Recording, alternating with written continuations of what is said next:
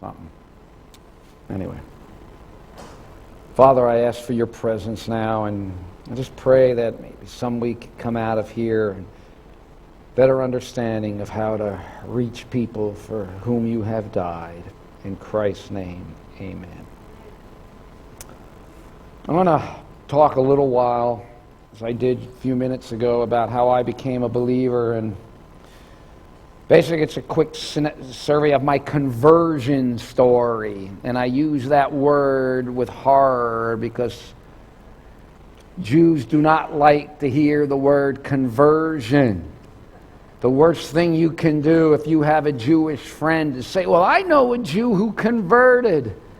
That's about, because in Jewish thinking, a conversion is what happens when the Crusaders rolled into a city with swords and said, convert, be baptized, or we're going to, chop your heads off and take your children from you.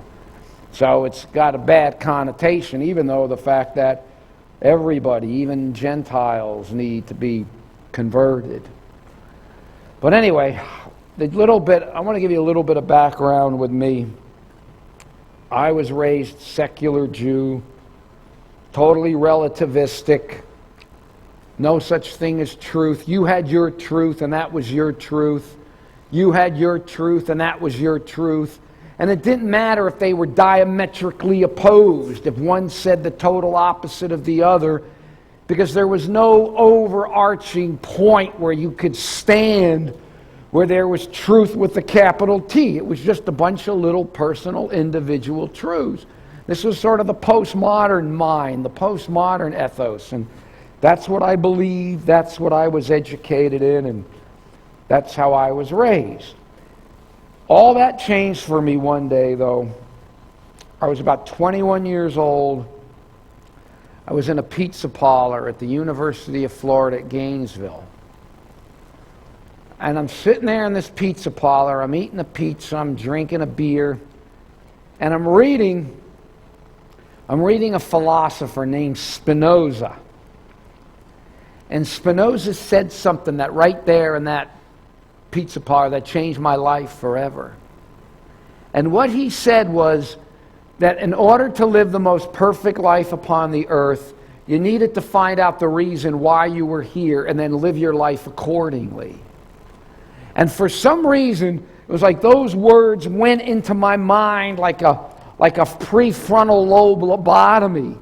They just went in and zap, just wiped out all those neurons and all that nerves that had been wired in my mind with the idea that truth is relative. Because it was like, look, there was this pizza sitting on the table in front of me.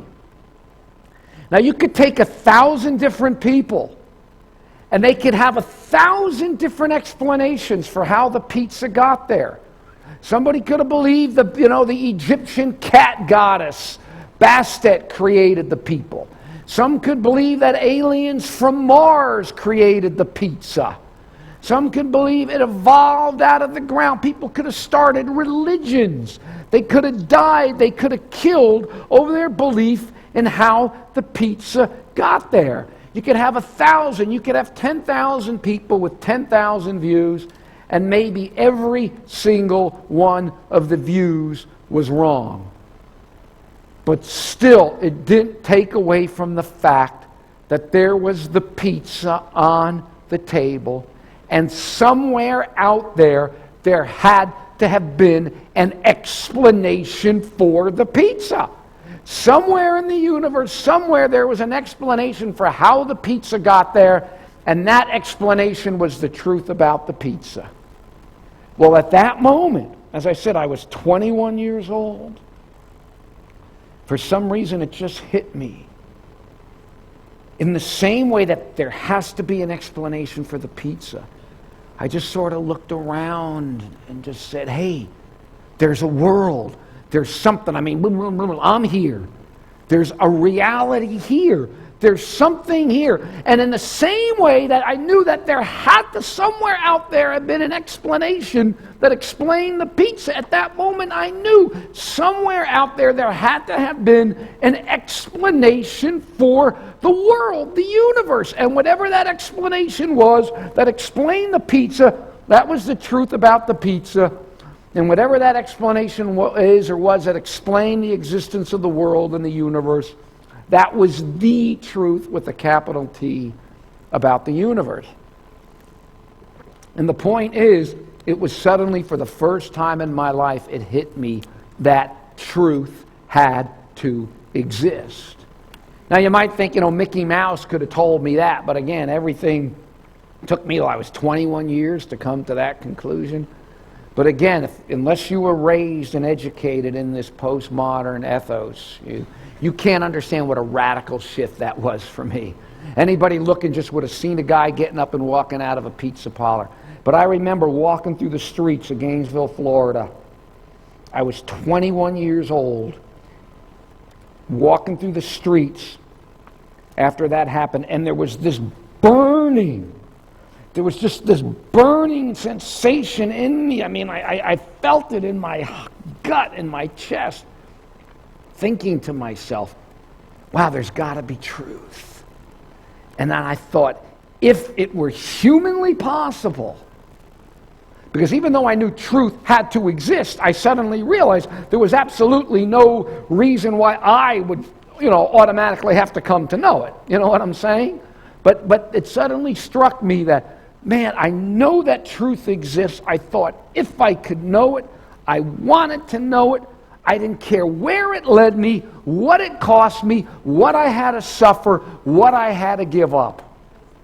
I thought, if I could know it, I wanted to know it no matter what.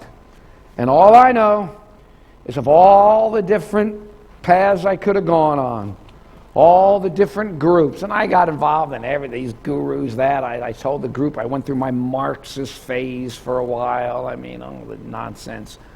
Of all the different ways I could have gone, all the different paths, I ended up becoming a Seventh-day Adventist, which is remarkable for a lot of reasons, because I told people, the other group, I said, first, I only knew one Adventist growing up my whole life, and we used to smoke pot together.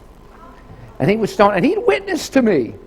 He'd witnessed to me about his religion. That does have a happy ending, though. I will say that took like 20-some years later. That had a happy ending. But also, in my life, there were two kinds of people I used to hate. I used to hate Christians, and I'm serious too, I used to hate vegetarians. I was so carnivorous, I didn't like vegetarians. But anyway, that said, I ended up becoming a Seventh-day Adventist, and I'm a vegetarian, but that's a whole other. Now, the reason I bring all this up is I want to talk a little bit about my animosity towards Christians, because this is crucial when you try to understand, when you witness to Jewish people. The whole history of the church in regards to the Jews is really, it's only in the past few years that things have gotten any attempt, but all through history.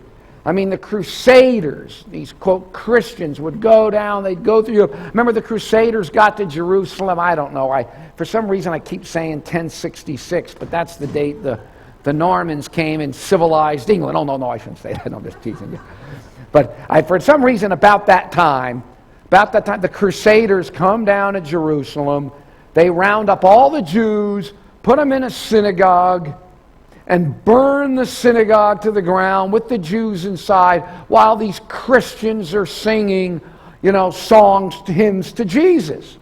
And you can go through England. Look at England. You go back and study the history of England and the Jews. They didn't treat the Jews very good here. And it wasn't until the late 1800s or something, I think, that they finally, though you did have Benjamin Disraeli, wasn't he Jewish? Yeah, somehow that slipped through the cracks.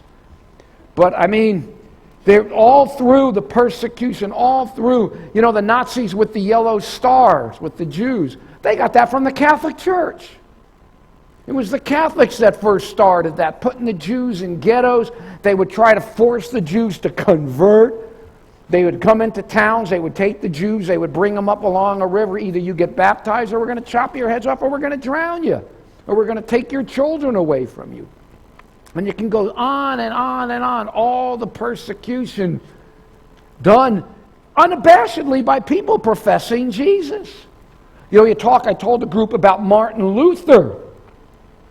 Well, Adventists and Christians, Martin Luther, the great Martin Luther.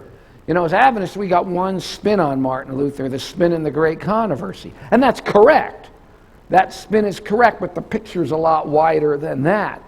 Luther in the beginning, when he thought, once he kind of broke away from Rome and got rid of some of the nonsense, he thought the Jews were going to come and join Christianity en masse. And when they didn't, he turned against the Jews. He wrote a tract called Concerning Jews and Their Lies. And he talked about burning down their homes, burning their schools, confiscating their books, driving them out into the country, making them work. The stuff he wrote was so bad that I have in my office, I have a compilation of Luther's statements about the Jews that was put together in Germany, in English, in 1939.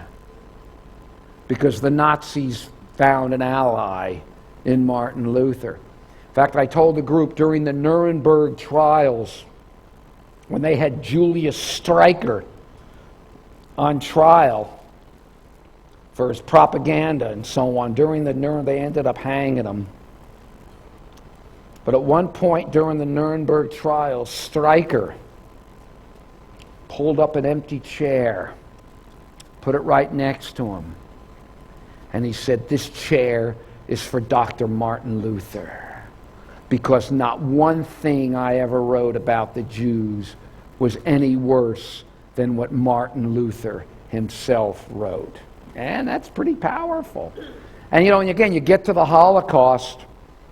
I remember reading stories about on Christmas Eve, these SS guards would be drinking schnapps and singing Silent Night, Holy Night, and crying, tears dripping down as they're singing to the Virgin. Well, maybe that afternoon they had just rounded up, a couple hundred Jews and put them in a pit and machine gunned them and, threw dirt over it and went back to their Christmas party.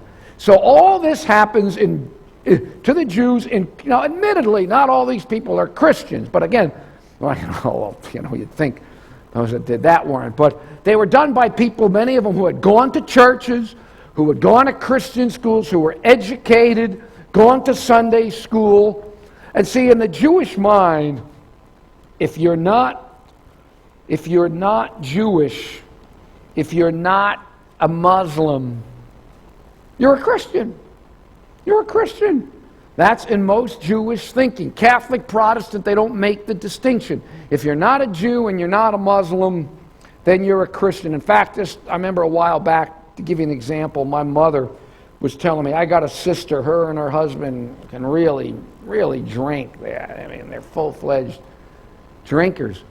And my mother blames her husband, because before my sister got married, she didn't do that. And she says, these Christians are the ones that drink. Joyce never did that. It's the Christians. Well, her husband, Ed, probably hasn't been in a church in 40 years. Okay? But in her mind, he's not Jewish. He's not a Muslim. Thus, he's a Christian. Okay? And so that's how they think. And so that is something that you have to be aware of. So the question is on all this, how do you respond to all this? How do you deal with this? Well, again, I'm not going to have time to get into my whole conversion story. It was amazing how the Lord got me. It was amazing what happened. But partly where involved was I was living in all places Israel when I became a believer. Tried to your parents. I went over to Israel, came back a year later, baptized, believer in Jesus. See how well that went over my Jewish parents in Israel. But I was over there and I met a group of Christians who were living over there, evangelical Christians from the States. And these are folks they're dispensationalists, they're really into the Jews fulfilling prophecy, and Armageddon, and 200 million Chinese are going to come down and invade Israel in the Battle of Megiddo, and the church is going to be raptured, and 144,000 Jewish virgins, 12,000 from each of the tribes. I don't know how many times people have asked me which tribe I'm from. I said, well, I disqualify on a number of reasons on that one. But, all that, and they think that, and we laugh, but they take it seriously. So they were there to be a witness, a silent witness. But the point is, no matter how much I harangued them, no matter how much I harassed them, no matter how much what I did to them, they never stopped loving me. They never stopped loving me. And in the end, there was a whole bunch of other factors. A whole bunch of other factors that are involved. But in the end, I had no answer for that. And I knew that it was, the history of Christian anti-Semitism is an exceedingly convenient excuse. Okay, it's very easy, it's very convenient, and if you happen to be a Jew, it happens to be a very powerful one. What is with this religion that would lead it to do all this? Okay, but what happened was, after I had met those people, and after I saw how they treated me, I was no longer able to use that as an argument against it. And so what I'm saying is, with your Jewish friends, if you're witnessing to some Jews, you've got some Jewish friends, in the end, depending on the relationship, you can argue this and that, and you can point to scriptures, and you can do this, and you can do that, and you can do the other things, and that's all fine, and maybe you'll win some of the arguments, maybe you won't. But in the end, there's nothing they can do about that destroys the defenses. And sometimes that's very hard to do with anybody. And so and in some ways it sounds sort of, love, blah, blah, blah, that sounds so common.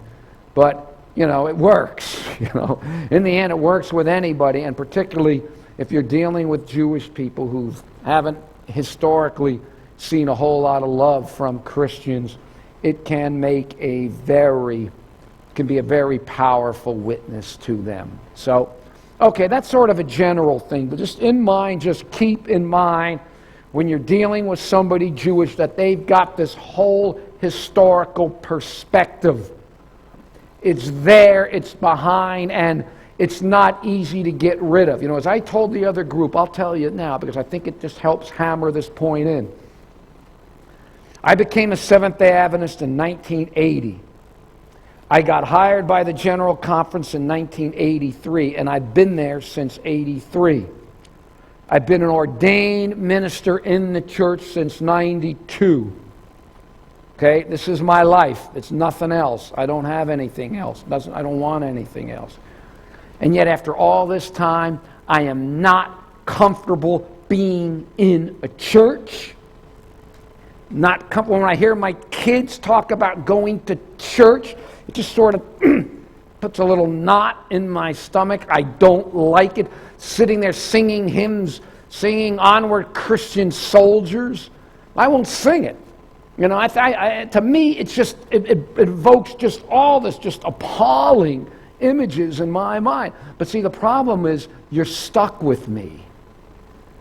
Because, see, all this feeling that I have is horizontal. It's cultural. It's relative. I had a friend I used to go to church with from Egypt, from a Muslim background. And he told me he felt the same thing, but from a Muslim background. But the point was, when I left that pizza parlor, I wanted truth no matter what. And this is where it led me. And so I have been forced to transcend that. I don't like it. I'd much rather worship in a synagogue. People are trying to get me to start an SDA synagogue in the area. Well, it's a good idea, but I'm not. You know, I know what I am. I'm a writer and I'm an editor and I'm nothing else. And to start a worship service and lead out in a worship, oh, please. I said, if you can get some others to help get started, I'll get involved. But I would prefer it because I'm not, you know, I don't have all these symbols. You know, the cross is not a symbol that for most Jews evokes the warm fuzzies. The Jews think of the Crusaders carrying the cross, coming into their village and burning it down and murdering them in the name of Jesus. So the point is, this is all deeply, deeply ingrained in Jewish people to some degree or another, and you need to just be aware of that. But, you know, in the end, I was a seeker for truth, and in the end, if somebody, what you want to be then is, if somebody doesn't want to know no matter what, then there's nothing you can do.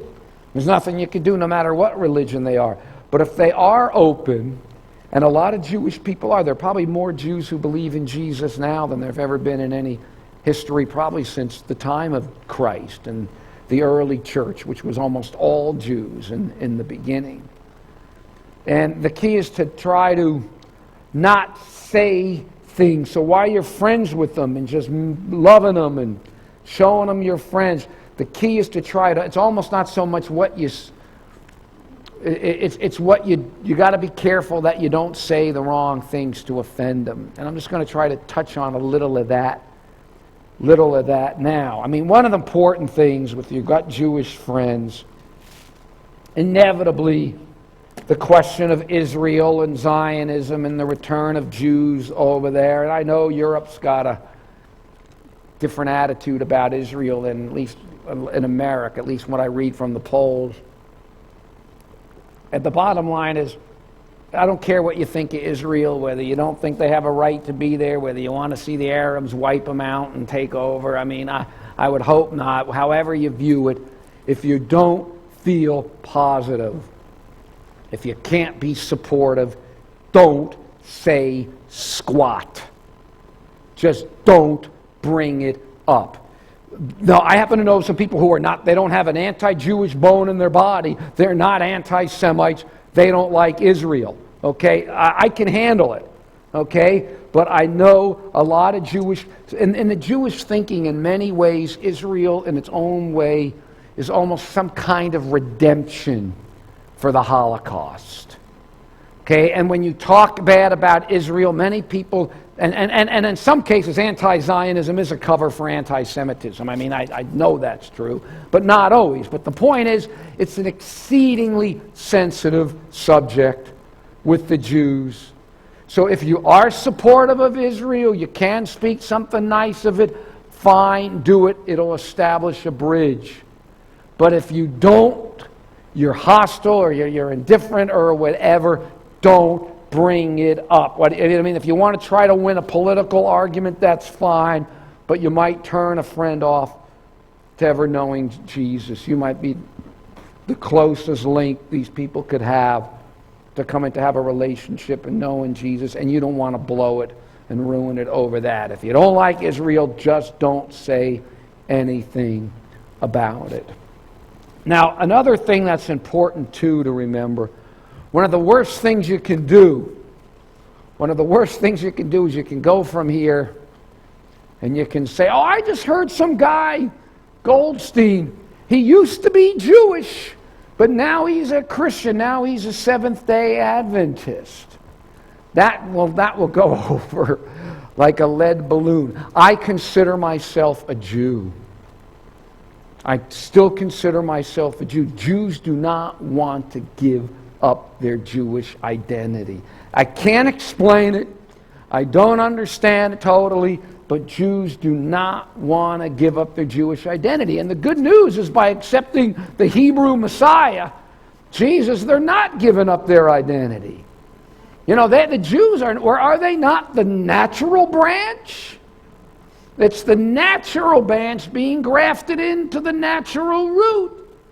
Okay? So if anything, you become even more grafted and you're in a sense more Jewish. You might not want to quite say that to them, well, if you accept Jesus, you'll be more Jewish.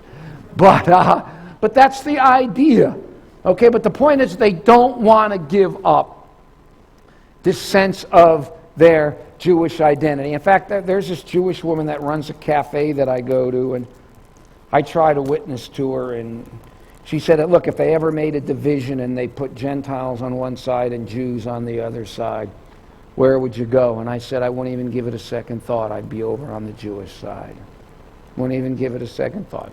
My belief in Jesus doesn't negate that. If it's the natural branch, and I've been grafted back in as a natural branch, it just makes me that much more Jewish. But just keep that in mind. Don't say to someone, oh, every now and then I hear it. Every time someone's... I remember one time I was at a camp meeting years ago, and I gave my whole conversion story. And that's a bad word. I gave my story. Some woman came up to me after. She was a sweet old lady. She came up and she said, oh, Brother Goldstein, I want to congratulate you on becoming a Gentile. And I just had congratulate me on becoming a Gentile. You can't believe some of the stuff I hear sometimes. But I explained to her later, oh, no, I'm not a Gentile. I'm still Jewish. I believe in Jesus. But I could laugh, but it's the kind of thing that I would cringe if I could think I'd bring my mother or somebody Jewish to a camp meeting. And, oh, are you thinking of becoming a Gentile? I guess that would not go over well. Jewish people do not want to give up their Jewish heritage. And if you meet someone and you're talking to them, and it comes up, you could say that. But the key is, if you've got some Jewish friends, unless they bring it up, don't start bringing it up. If they know you're an Adventist, and they know you're keeping the Sabbath from sundown Friday to sundown Sabbath, they will be amazed. Chances are some of you know Jews that don't even keep the Sabbath. Have you ever had a Jew say to you, man, you're a better Jew than I am? Raise your hand. Yeah, okay, they'll say that because a lot of Jews don't keep the Sabbath. And I've known Jews who become Adventists through meeting them, and like their buildings closed or their works closed sundown Friday to sundown Sabbath, and the name is O'Reilly, or something, so they know they're not Jews. They know they're not Jews, and then they find out. See, the key is on many of these things is you focus on the things that you have in common with them. We do have some things in common. The Sabbath is a big one, though, depending on the Jew. Orthodox Jews would laugh at the way we keep Sabbath. They would laugh at the way we keep Sabbath. They keep it in a much more stringent manner, but chances are many of the Jews that you're going to meet or you're going to know aren't Sabbath keepers at all, and they will be fascinated by that. And then you can mention, too, the clean foods, the clean and unclean foods, something else that we have in common with them. But don't just automatically assume. Don't just automatically assume because they're Jewish that they know all this Old Testament stuff, and so on. The Adventists taught me to keep the Sabbath and not eat pig. Okay? That's the Adventists. I didn't know any of this stuff. I didn't know the Old Testament from the New Testament. I didn't know anything about that. I was raised very, very secular. I mean, you have no idea how many times I'll get phone calls at the GC. Sometimes these people call me at home. Don't ask me how they get my number. And they've got some obscure question about Judaism. Some obscure question about Judaism. They automatically assume, well, Brother Goldstein's going to know this stuff, I didn't learn any of this stuff till after I became an Adventist. So many of the Jewish people are probably going to be very secular.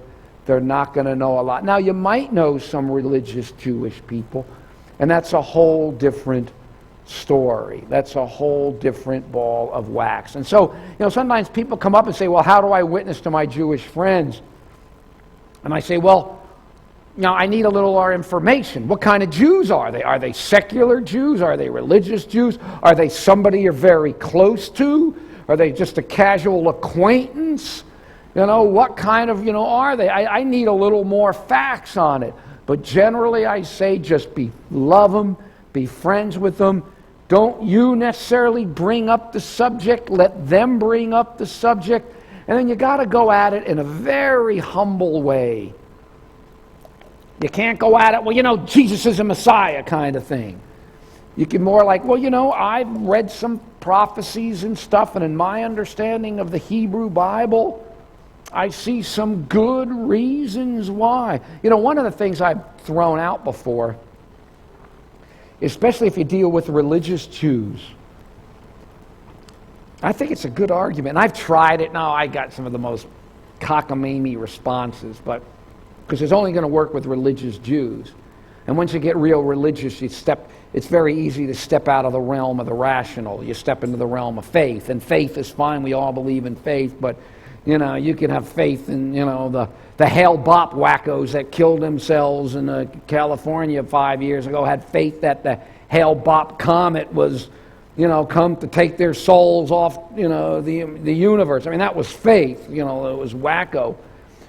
But one of the arguments I tried with some Orthodox Jews was the Messiah, they say, has to come from the house of David. Okay, they know that. The Messiah has to come from the house of David. So I said, now, let me ask you a question. The Jews were very big on genealogical records, genealogies. Now,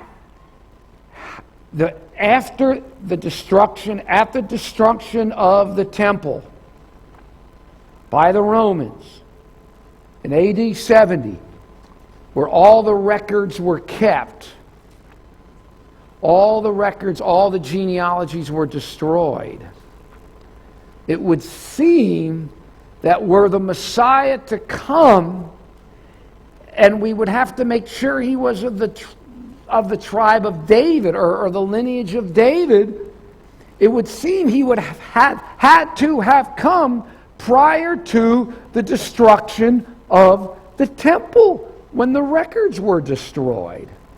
Because how else are you going to know the lineage? Does that make sense? And of course we know he did. Well, I asked this one Orthodox Jew, and he gave me this whole spiel about, I was in Prague a couple years ago, and you got this famous rabbi who died, and like I've seen these Orthodox Jews, they got this big Jewish graveyard in Prague, and you'll see these Orthodox Jews there. It's like a shrine. I mean, you think they were Catholics or something, and they're burning candles on his shrine, and they're somehow saying that they've got proof to link this rabbi to the house of David, and thus, like with Menachem Schneerson, the Orthodox Jew in New York, they were saying that they've got links from Schneerson to this rabbi, so that's why he possibly could have. So, they come up with, so for Orthodox Jews, they're going to come up with some other, arguments about that. But again, they can't argue against unconditional love. Now, secular Jews those kind of arguments aren't going to work so much, only because in many ways you got to get them to believe in Moses before you're going to get them to believe in Jesus. And so I think too, with the Jews, they're just certain, and again, I think the best thing for some of this is there are a number of websites you can go to. Jews for Jesus. I mean, they're a bit wacko, Jews for Jesus, and I don't always agree with everything that they do, but they've done a pretty good job of witnessing to Jews. And if you want to get more information, you want to get more details and stuff, some of these websites you can go to, how to witness to Jews, you could find stuff. Because there's certain buzzwords you want to avoid. Don't use the word conversion. It's just, I must be getting hardened, because I've been now an Adventist since 80. It doesn't bother me that much, the word. But I remember in the beginning, when someone said, we got Cliff Goldstein here, he's a converted Jew, I just wanted to scream, because it just has very negative connotations. And there's certain other words. You talk about baptism. Baptism it's not something that, again, evokes all the warm and fuzzies in the Jews when they consider, the Jews murdered over the centuries because they would not get baptized. So there are other phrases you could talk about. I mean, in one of these Jewish, there's actually a guy named David Levine, or Levy, translated the New Testament. And he translated in all Jewish terms, and like John the Baptist is John the Immerser. And because immersion is a Jewish thing. It is. They didn't just make that stuff up. They were immersing people because the Jews did that. When you really had a teshuvah, is the Jewish word, a return. See, the word for that is teshuvah, which is from the root Hebrew word shuv, which means to turn back. And they would have this idea of baptism, or a mikvah. It's not quite the same thing, but it's the idea of a ritual cleansing. And they're just some of these terms you don't want to use. You talk about instead of a church, a congregation, and I said, I'm not going to go through a whole list here. It's pointless now. You're not going to remember all that. But I think the key on this is just be sensitive. If you have some Jewish friends and you are interested in witnessing to them, I would get online. I do a little research. I do a little reading.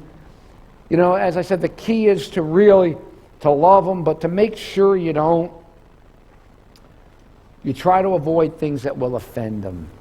And it could be easier to offend them than you realize. And in many ways, I think that is the crucial point. Now, I got some more here. Do you have any questions? Do you have any questions on anything that you would particularly want to ask? If you got some Jewish friends. Okay, go ahead.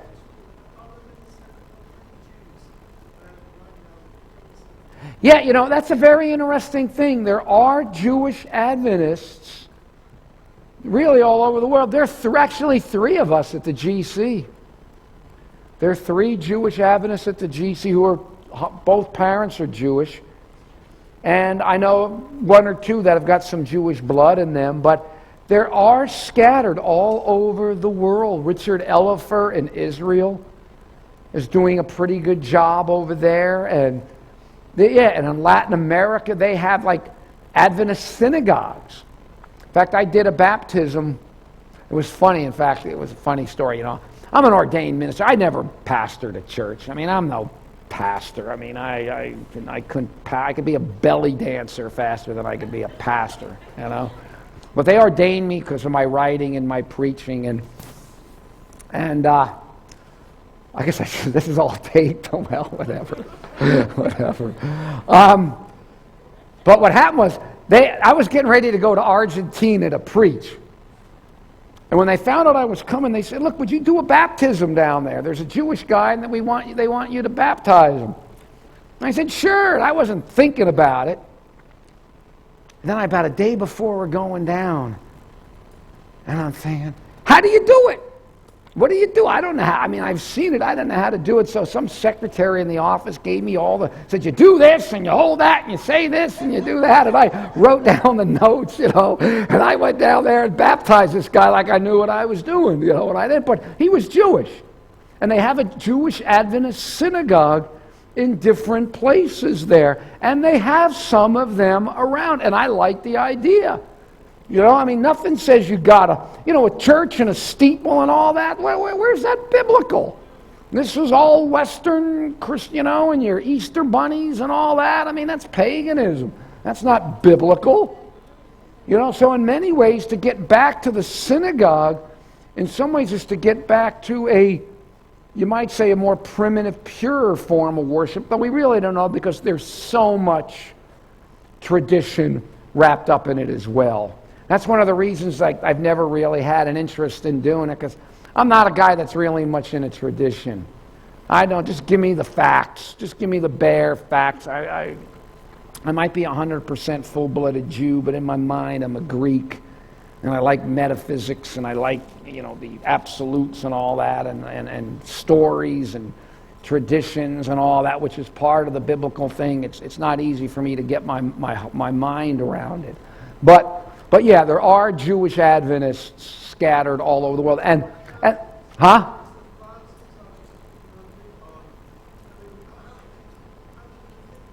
Oh, I have no idea of the number. I really have no idea of the number. But I imagine there are probably a few thousand. I could imagine there are a few thousand. Okay, go ahead.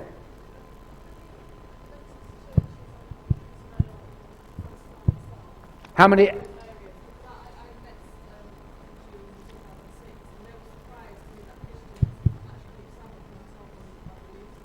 Yeah. So, what was the question?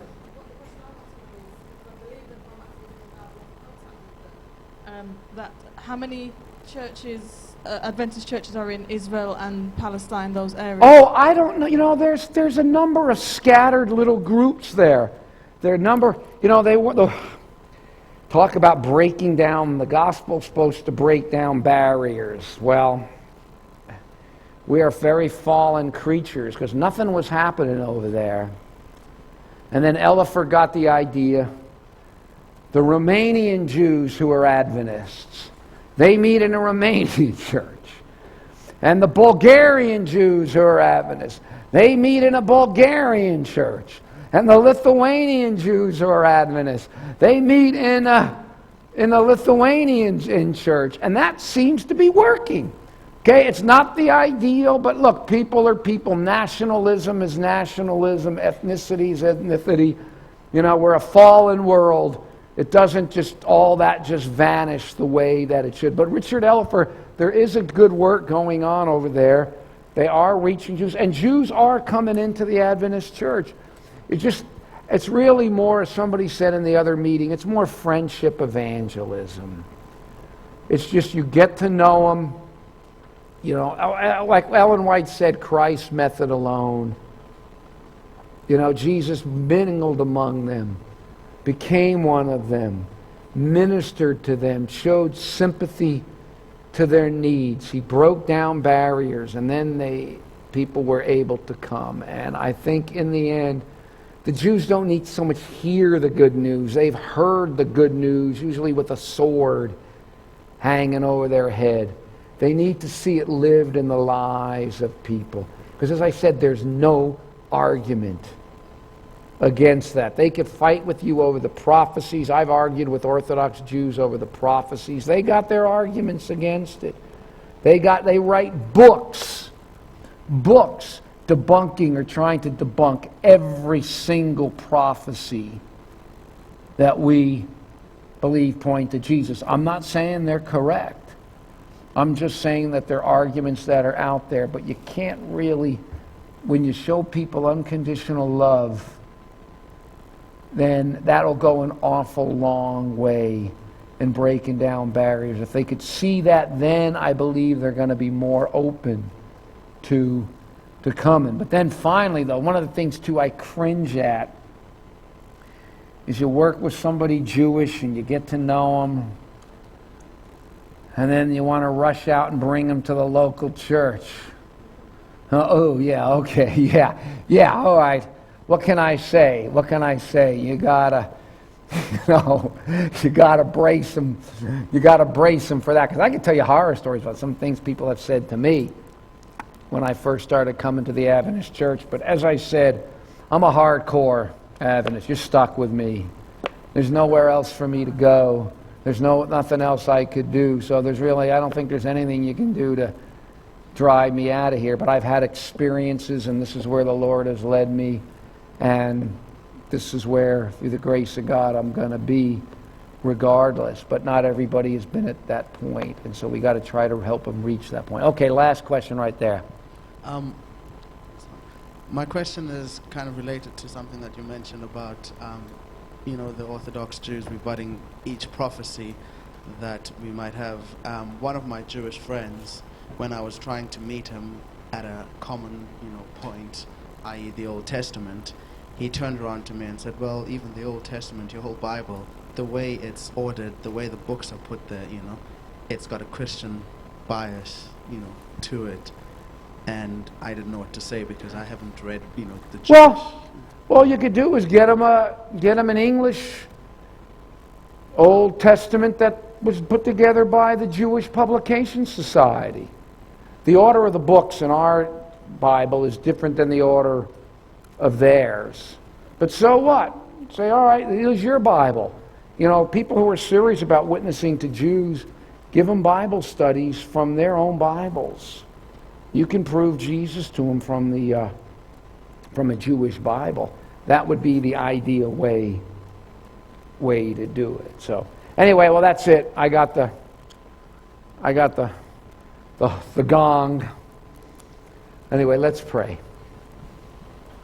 Again, Father, I thank you for the opportunity to take a few minutes sharing, and I pray that something here was said will be helpful, that those here who know Jews or are witnessing to Jews will just be more sensitive. They'll establish that bond, that friendship, and through that friendship, questions will arise, and that they'll come to want to know more about you, their Messiah, Jesus, the Hebrew Messiah, Yeshua HaMashiach. In his name I pray. Amen. Amen.